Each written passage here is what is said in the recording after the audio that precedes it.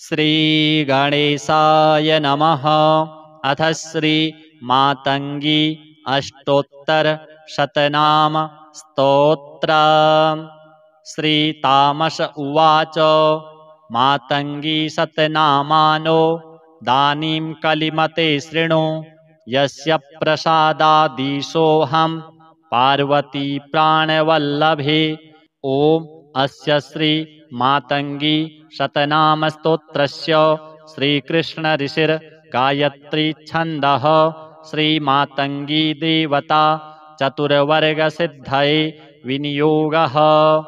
ओम माधवी मथुरा मत्ता माननीया मदोद्धता मान्या च मानदात्री च मनीषा मानमोहिनी। मथुरा माधवी मध्या मानसी मनमोहिनी। माधुरा मानयोग्या च मत्तमातंगगामिनी। मेनका मानवी मेधा मदना मदनोत्तरा। मत्ता प्रमत्ता मदना मोदना मदनोद्धता। माननी मानयोग्या च मेखला मरमोहिनी। मनोरूपा उन्मनी च माशा मेधा मदोद्धता।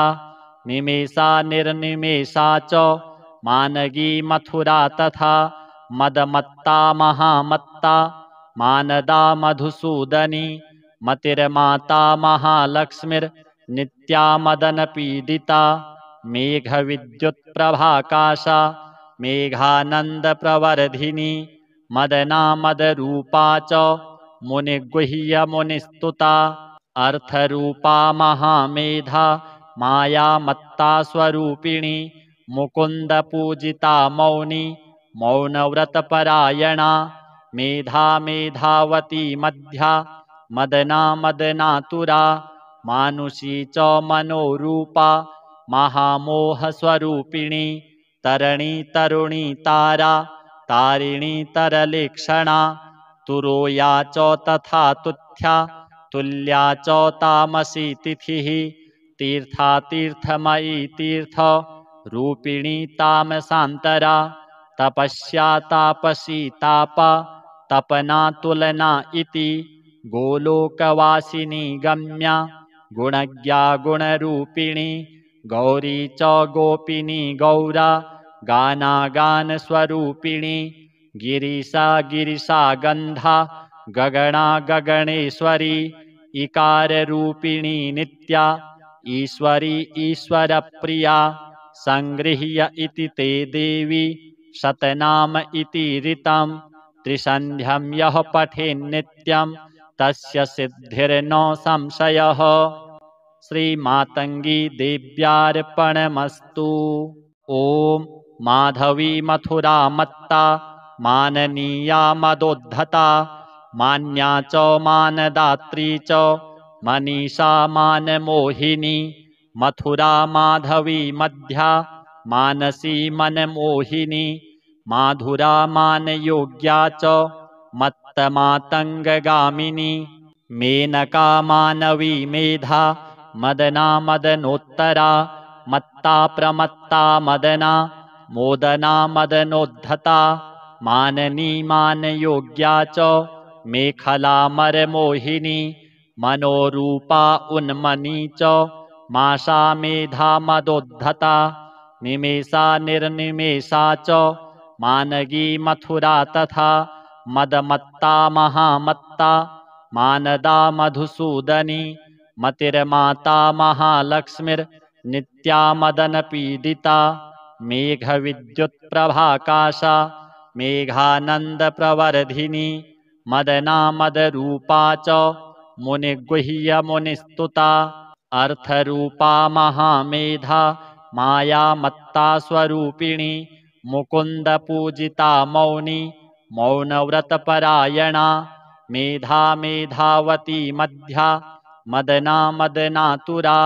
मानुषी च मनोरूपा महामोहस्वरूपिणी। तरणी तरुणी तारा तारिणी तरलेक्षणा। तुरोया च तथा तुथ्या तुल्या च तामसी तिथिः।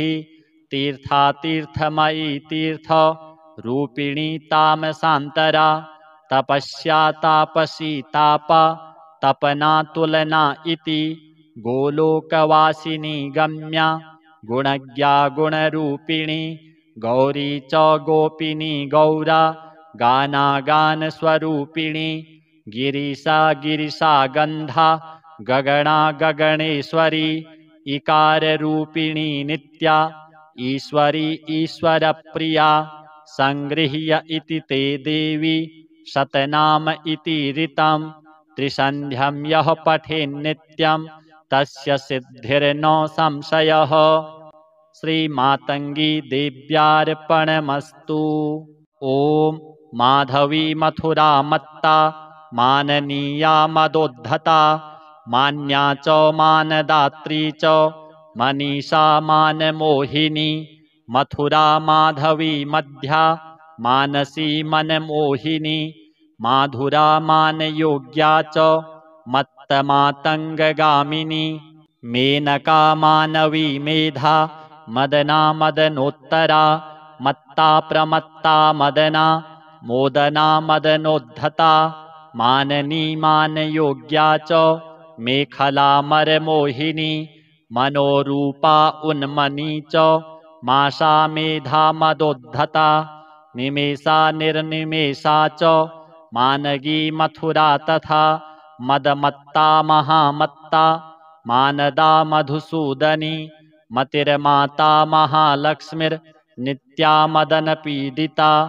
मेघविद्युत्प्रभाकाशा मेघानन्दप्रवर्धिनी मदना मदरूपा च मुनिगुह्य मुनिस्तुता अर्थरूपा महामेधा माया मत्ता स्वरूपिणी मुकुन्दपूजिता मौनी मौनव्रतपरायणा मेधा मेधावती मध्या मदना मदनातुरा मानुषी च मनोरूपा महामोहस्वरूपिणी तरणी तरुणी तारा तारिणी तरलेक्षणा तुरोया च तथा तुथ्या तुल्या च तामसी तिथिः तीर्था तीर्थमयी तीर्थ रूपिणी तामसान्तरा तपस्या तापसी तापा तपना तुलना इति गोलोकवासिनी गम्या गुणज्ञा गुणरूपिणी गौरी च गोपिनी गौरा गानागानस्वरूपिणी गिरिसा गिरिसा गन्धा गगना गगणेश्वरी इकाररूपिणी नित्या ईश्वरी ईश्वरप्रिया संगृह्य इति ते देवी शतनाम इति ऋतं त्रिसन्ध्यं यः पठेन्नित्यं तस्य सिद्धिर्न संशयः। श्रीमातंगी देव्यार्पणमस्तु। ॐ माधवी मथुरा मत्ता माननीया मदोद्धता मान्या च मानदात्री च मनीषा मानमोहिनी मथुरा माधवी मध्या मानसी मनमोहिनी माधुरा मानयोग्या च मत्तमातङ्गगामिनी मेनका मानवी मेधा मदना मदनोत्तरा मत्ता प्रमत्ता मदना मोदना मदनोद्धता माननी मानयोग्या च मेखला मरमोहिनी मनोरूपा उन्मनी च माशा मेधा मदोद्धता निमेषा निर्निमेषा च मानगी मथुरा तथा मदमत्ता महामत्ता मानदा मधुसूदनी मतिर्माता महालक्ष्मीर्नित्या मदनपीडिता मेघविद्युत्प्रभाकाशा मेघानन्दप्रवर्धिनी मदना मदरूपा च मुनिगुह्य मुनिस्तुता अर्थरूपा महामेधा माया मत्ता स्वरूपिणी मुकुन्दपूजिता मौनी मौनव्रतपरायणा मेधा मेधावती मध्या मदना मदनातुरा मानुषी च मनोरूपा महामोहस्वरूपिणी तरणी तरुणी तारा तारिणी तरलेक्षणा तुरोया च तथा तुथ्या तुल्या च तामसी तिथिः तीर्थातीर्थमयी तीर्थ रूपिणी तामसान्तरा तपस्या तापसी तापा तपना तुलना इति गोलोकवासिनी गम्या गुणज्ञा गुणरूपिणी गौरी च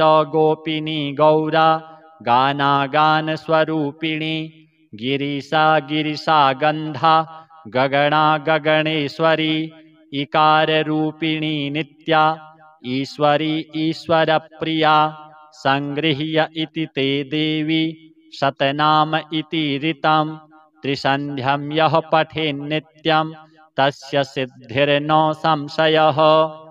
श्रीमातंगी देव्यार्पणमस्तु।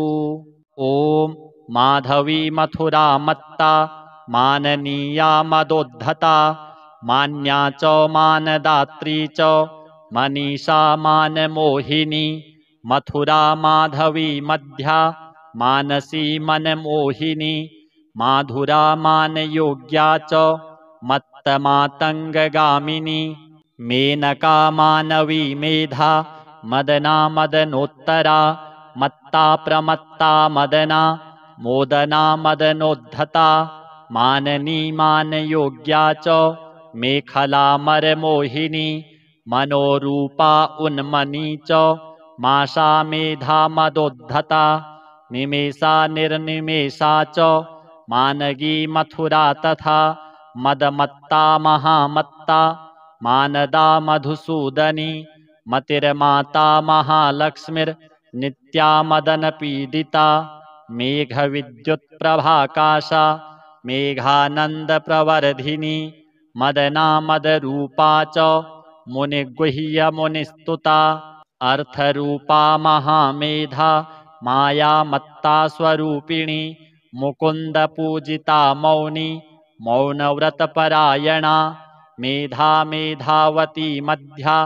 मदना मदनातुरा मानुषी च मनोरूपा महामोहस्वरूपिणी तरणि तरुणी तारा तारिणी तरलेक्षणा तुरोया च तथा तुथ्या तुल्या च तामसी तिथिः तीर्थातीर्थमयी तीर्थ रूपिणी तामसान्तरा तपस्या तापसी तापा तपना तुलना इति गोलोकवासिनी गम्या गुणज्ञा गुणरूपिणी गौरी च गोपिनी गौरा गानागानस्वरूपिणी गिरिसा गिरिसा गन्धा गगना गगणेश्वरी इकाररूपिणी नित्या ईश्वरी ईश्वरप्रिया संगृह्य इति ते देवी शतनाम इति ऋतं त्रिसन्ध्यं यः पठेन्नित्यं तस्य सिद्धिर्न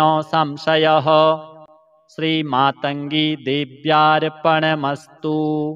ओम माधवी मथुरा मत्ता माननीया मदोद्धता मान्या च मानदात्री च मनीषा मानमोहिनी मथुरा माधवी मध्या मानसी मनमोहिनी माधुरा मानयोग्या च मत्तमातंगगामिनी मेनका मानवी मेधा मदना मदनोत्तरा मत्ता प्रमत्ता मदना मोदना मदनोद्धता माननी मानयोग्या च मेखला मरमोहिनी मनोरूपा उन्मनी च माशा मेधा मदोद्धता निमेषा निर्निमेषा च मानगी मथुरा तथा मदमत्ता महामत्ता मानदा मधुसूदनी मतिर्माता महालक्ष्मीर्नित्या मदनपीडिता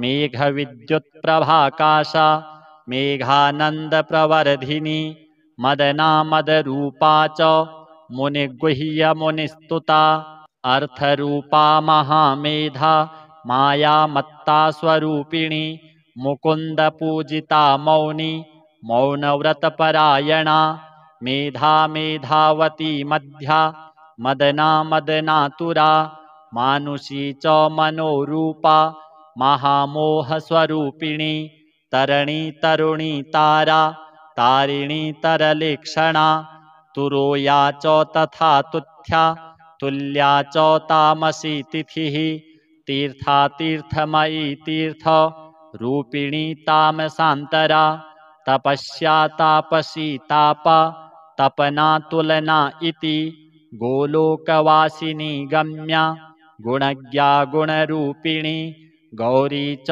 गोपिनी गौरा गानागानस्वरूपिणी गिरिसा गिरिसा गन्धा गगना गगणेश्वरी इकाररूपिणी नित्या ईश्वरी ईश्वरप्रिया संगृह्य इति ते देवी शतनाम इति ऋतं त्रिसन्ध्यं यः पठेन्नित्यं तस्य सिद्धिर्न संशयः। श्रीमातंगी देव्यार्पणमस्तु। ओम माधवी मथुरा मत्ता माननीया मदोद्धता मान्या च मानदात्री च मनीषा मानमोहिनी मथुरा माधवी मध्या मानसी मनमोहिनी माधुरा मानयोग्या च मत्तमातंगगामिनी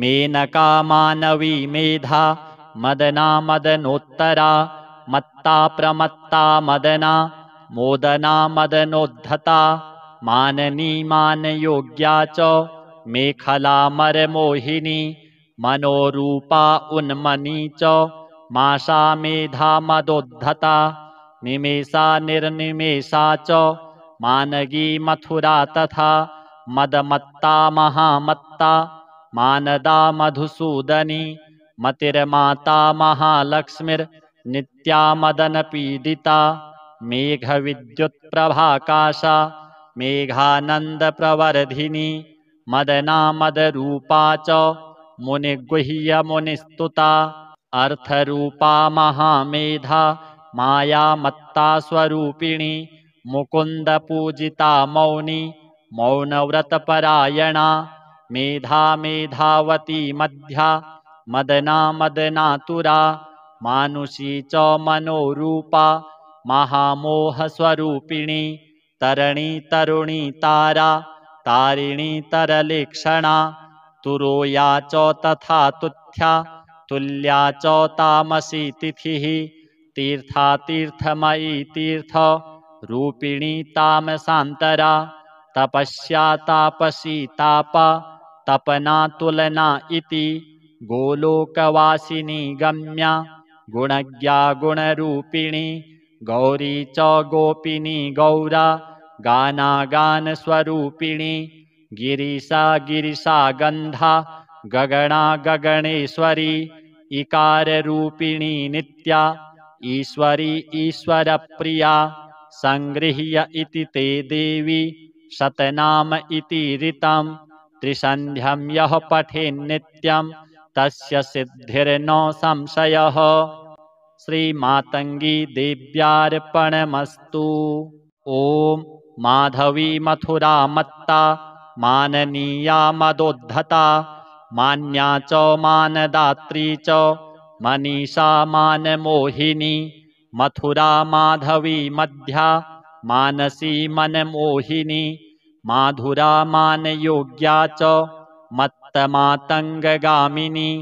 मेनका मानवी मेधा मदना मदनोत्तरा मत्ता प्रमत्ता मदना मोदना मदनोद्धता माननी मानयोग्या च मेखला मरमोहिनी मनोरूपा उन्मनी च माशा मेधा मदोद्धता निमेषा निर्निमेषा च मानगी मथुरा तथा मदमत्ता महामत्ता मानदा मधुसूदनी मतिर्माता महालक्ष्मीर्नित्या मदनपीडिता मेघविद्युत्प्रभाकाशा मेघानन्दप्रवर्धिनी मदना मदरूपा च मुनिगुह्य मुनिस्तुता अर्थरूपा महामेधा मायामत्ता स्वरूपिणी मुकुन्दपूजिता मौनी मौनव्रतपरायणा मेधा मेधावती मध्या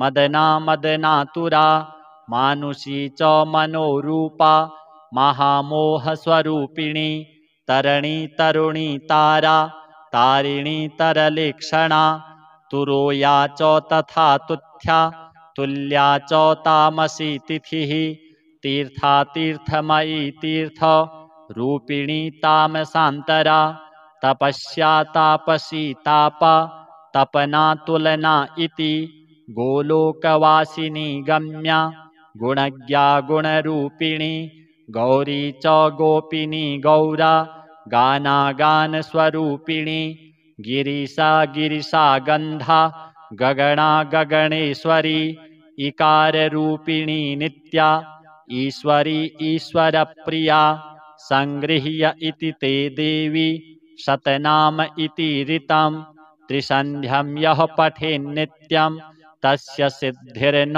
संशयः। श्रीमातंगी देव्यार्पणमस्तु। ओम माधवी मथुरा मत्ता माननीया मदोद्धता मान्या च मानदात्री च मनीषा मानमोहिनी मथुरा माधवी मध्या मानसी मनमोहिनी माधुरा मानयोग्या च मत्तमातंगगामिनी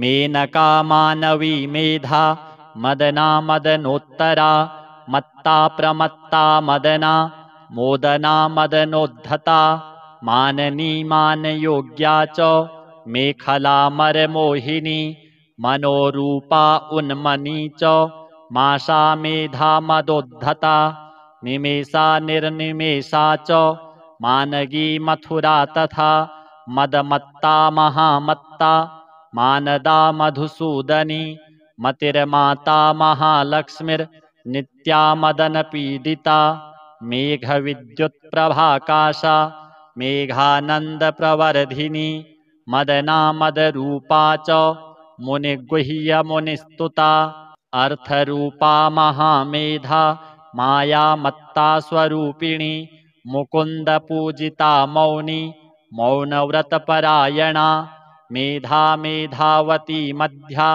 मदना मदनातुरा मानुषी च मनोरूपा महामोहस्वरूपिणी तरणी तरुणी तारा तारिणी तरलेक्षणा तुरोया च तथा तुथ्या तुल्या च तामसी तिथिः तीर्था तीर्थमयी तीर्थ रूपिणी तामसान्तरा तपस्या तापसी तापा तपना तुलना इति गोलोकवासिनी गम्या गुणज्ञा गुणरूपिणी गौरी च गोपिनी गौरा गानागानस्वरूपिणी गिरिसा गिरिसा गन्धा गगना गगणेश्वरी इकाररूपिणी नित्या ईश्वरी ईश्वरप्रिया संगृह्य इति ते देवी शतनाम इति ऋतं त्रिसन्ध्यं यः पठेन्नित्यं तस्य सिद्धिर्न संशयः। श्रीमातंगी देव्यार्पणमस्तु। ओम माधवी मथुरा मत्ता माननीया मदोद्धता मान्या च मानदात्री च मनीषा मानमोहिनी मथुरा माधवी मध्या मानसी मनमोहिनी माधुरा मानयोग्या च मत्तमातंगगामिनी मेनका मानवी मेधा मदना मदनोत्तरा मत्ता प्रमत्ता मदना मोदना मदनोद्धता माननी मानयोग्या च मेखला मरमोहिनी मनोरूपा उन्मनी च माशा मेधा मदोद्धता निमेषा निर्निमेषा च मानगी मथुरा तथा मदमत्ता महामत्ता मानदा मधुसूदनी मतिर्माता महालक्ष्मीर्नित्या मदनपीडिता मेघविद्युत्प्रभाकाशा मेघानन्दप्रवर्धिनी मदना मदरूपा च मुनिगुह्य मुनिस्तुता अर्थरूपा महामेधा माया मत्ता स्वरूपिणी मुकुन्दपूजिता मौनी मौनव्रतपरायणा मेधा मेधावती मध्या मदना मदनातुरा मानुषी च मनोरूपा महामोहस्वरूपिणी तरणी तरुणी तारा तारिणी तरलेक्षणा तुरोया च तथा तुथ्या तुल्या च तामसी तिथिः तीर्था तीर्थमयी तीर्थ रूपिणी तामसान्तरा तपस्या तापसी तापा तपना तुलना इति गोलोकवासिनी गम्या गुणज्ञा गुणरूपिणी गौरी च गोपिनी गौरा गानागानस्वरूपिणी गिरिसा गिरिसा गन्धा गगना गगणेश्वरी इकाररूपिणी नित्या ईश्वरी ईश्वरप्रिया सङ्गृह्य इति ते देवी शतनाम इति ऋतं त्रिसन्ध्यं यः पठेन्नित्यं तस्य सिद्धिर्न संशयः। श्रीमातङ्गी देव्यार्पणमस्तु। ॐ माधवी मथुरा मत्ता माननीया मदोद्धता मान्या च मानदात्री च मनीषा मानमोहिनी मथुरा माधवी मध्या मानसी मनमोहिनी माधुरा मानयोग्या च मत्तमातङ्गगामिनी मेनका मानवी मेधा मदना मदनोत्तरा मत्ता प्रमत्ता मदना मोदना मदनोद्धता माननी मानयोग्या च मेखला मरमोहिनी मनोरूपा उन्मनी च माशा मेधा मदोद्धता निमेषा निर्निमेषा च मानगी मथुरा तथा मदमत्ता महामत्ता मानदा मधुसूदनी मतिर्माता महालक्ष्मीर्नित्या मदनपीडिता